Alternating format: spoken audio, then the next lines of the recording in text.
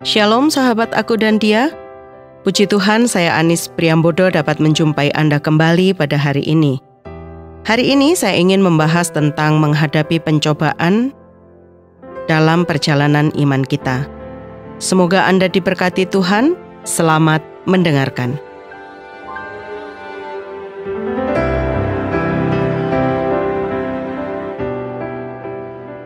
Sahabat Aku dan Dia, mungkin di antara kita ada yang memiliki pikiran bahwa ketika mengambil keputusan untuk percaya kepada Tuhan Yesus Kristus sebagai Tuhan dan Juru Selamat pribadi, besar harapannya adalah hidup terus-menerus dalam berkat Tuhan, tidak mempunyai masalah dan seluruh keinginan yang dicurahkan dalam doa semua dijawab oleh Tuhan.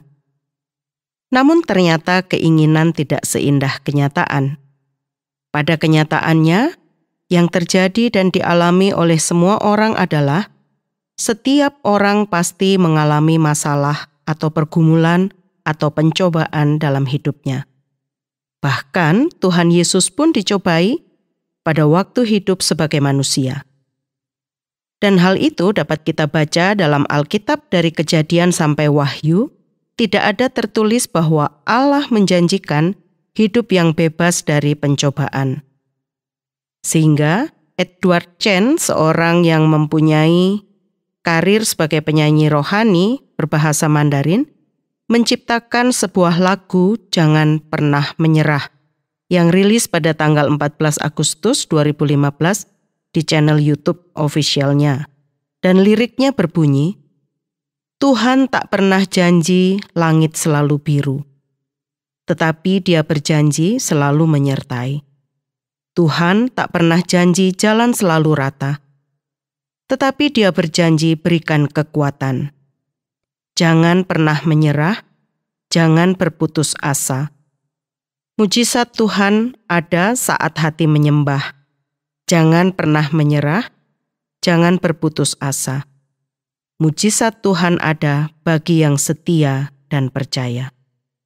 Lirik lagu ini memiliki kemiripan dari sebuah puisi yang dituliskan oleh Annie Johnson Flint. Lahir tahun 1866 pada hari Natal di Vineland, New Jersey. Pada usia 2 tahun ibunya meninggal. Kemudian dia diadopsi keluarga Flint.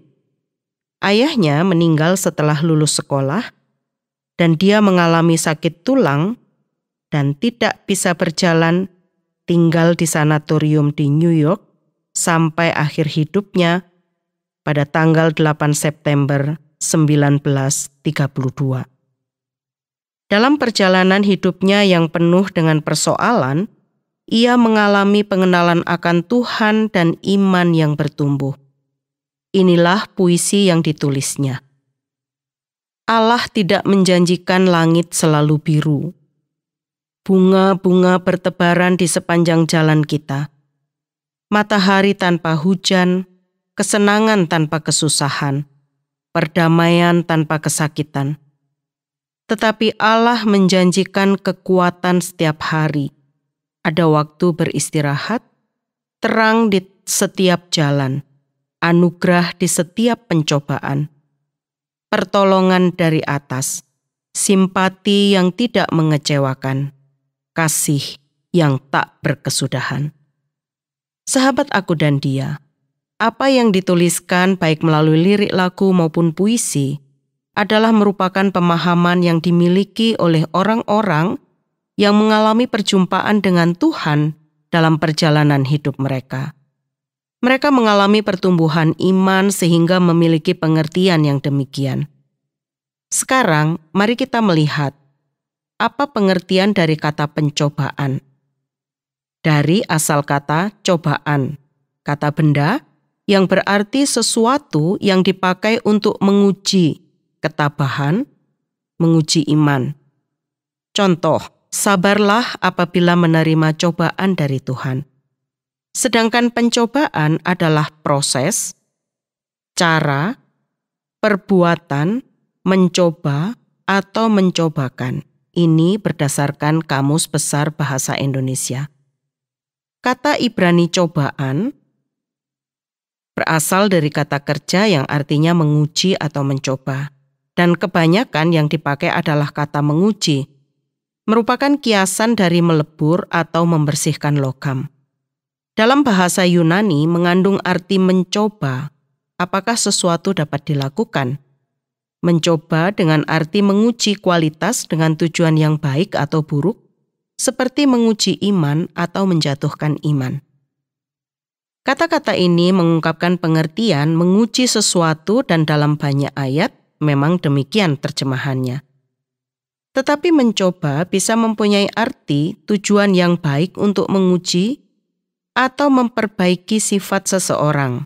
Dalam hal ini kata itu biasanya, bukan senantiasa, diterjemahkan dengan mencobai. Bisa juga bermaksud jahat untuk menunjukkan kelemahan seseorang atau menjebak seseorang untuk berbuat jahat. Dan untuk itu, kadang-kadang dipakai kata menggodai. Lalu dari mana datangnya pencobaan?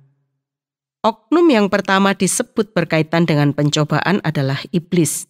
Iblis memberikan pencobaan agar manusia yang dicobai hancur dalam hidupnya. Kemudian, apakah Allah juga memberikan pencobaan? Sahabat, Yakobus memiliki jawaban untuk hal ini. Yakobus pasal 1 ayat 13-14. Apabila seorang dicobai, janganlah ia berkata pencobaan ini datangnya dari Allah. Sebab Allah tidak dapat dicobai oleh yang jahat. Dan ia sendiri tidak mencobai siapapun. Tetapi tiap-tiap orang dicobai oleh keinginannya sendiri, karena ia diseret dan dipikat olehnya.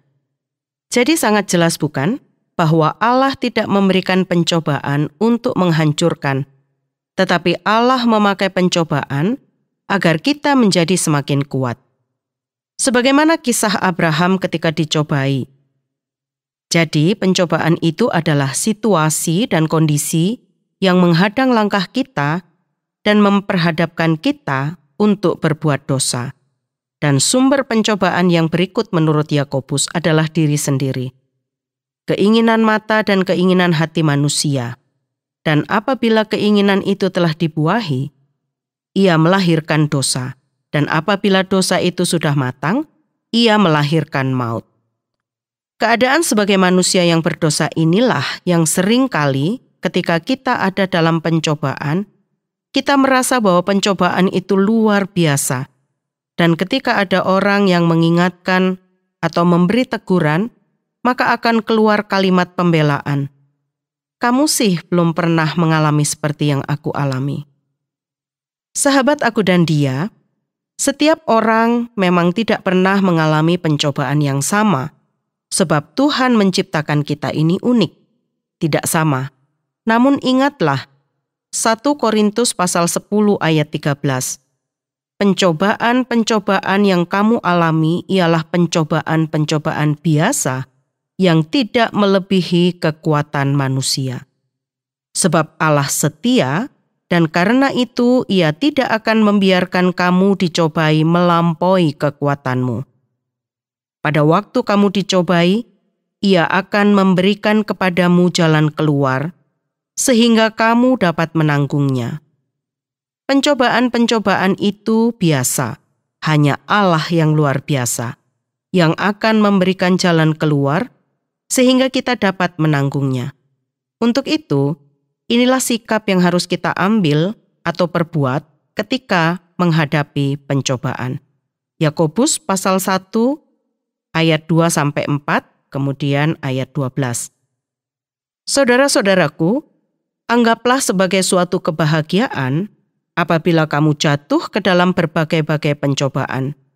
Sebab kamu tahu bahwa ujian terhadap imanmu itu menghasilkan ketekunan. Dan biarkanlah ketekunan itu memperoleh buah yang matang, supaya kamu menjadi sempurna dan utuh, dan tak kekurangan suatu apapun. Berbahagialah orang yang bertahan dalam pencobaan, sebab apabila ia sudah tahan uji, ia akan menerima mahkota kehidupan yang dijanjikan Allah kepada barang siapa yang mengasihi Dia. Ketika mengalami pencobaan, Yakobus katakan, anggaplah sebagai suatu kebahagiaan. Bagaimana mungkin kita yang sedang dalam persoalan dianjurkan untuk menganggap itu sebagai suatu kebahagiaan? Sepertinya sesuatu yang tidak masuk akal, bukan?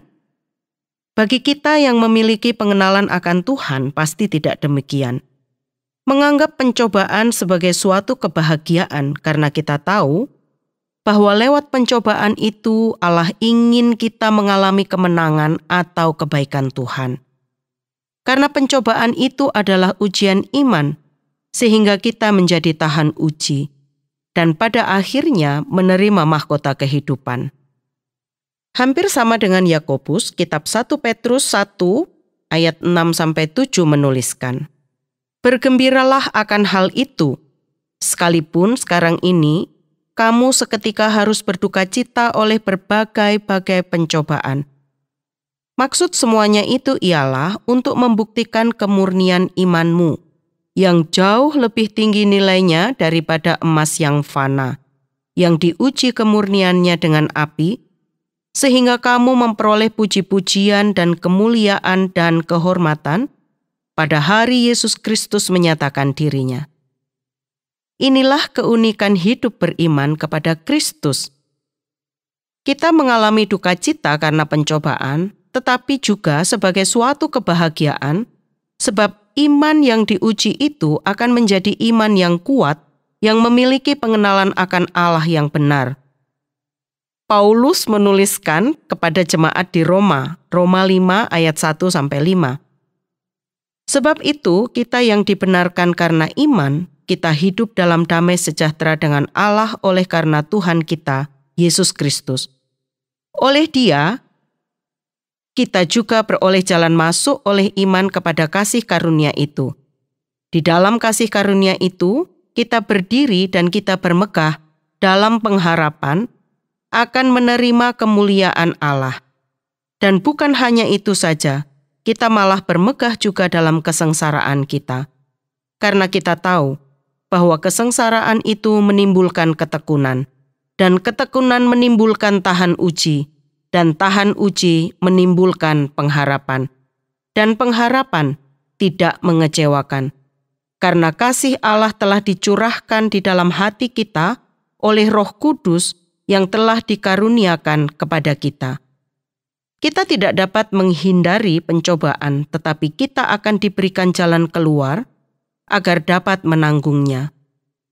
Untuk itu yang harus kita lakukan adalah berjaga-jaga dan berdoa. Matius 26 ayat 41. Berjaga-jagalah dan berdoalah, supaya kamu jangan jatuh ke dalam pencobaan. Roh memang penurut, tetapi daging lemah. Kita tidak perlu khawatir atau takut dengan pencobaan, sebab Tuhan Yesus mendoakan kita. Lukas pasal 22 ayat 31-32. Simon, Simon, lihat, iblis telah menuntut untuk menampi kamu seperti gandum. Tetapi aku telah berdoa untuk engkau, supaya imanmu jangan gugur. Dan engkau, jikalau engkau sudah insaf, kuatkanlah saudara-saudaramu. Yohanes 17 ayat 15. Aku tidak meminta supaya engkau mengambil mereka dari dunia, tetapi supaya engkau melindungi mereka daripada yang jahat. Sahabat aku dan dia, Tuhan peduli dan berkarya untuk kita ketika menghadapi pencobaan. Sahabat aku dan dia, usai sudah perjumpaan kita kali ini. Bila Anda ingin membagikan kisah Anda atau Anda ingin memberi usul maupun pertanyaan, hubungi kami melalui SMS atau WA ke nomor 081 333 777 386. Saya Anis mohon pamit dan sampai jumpa.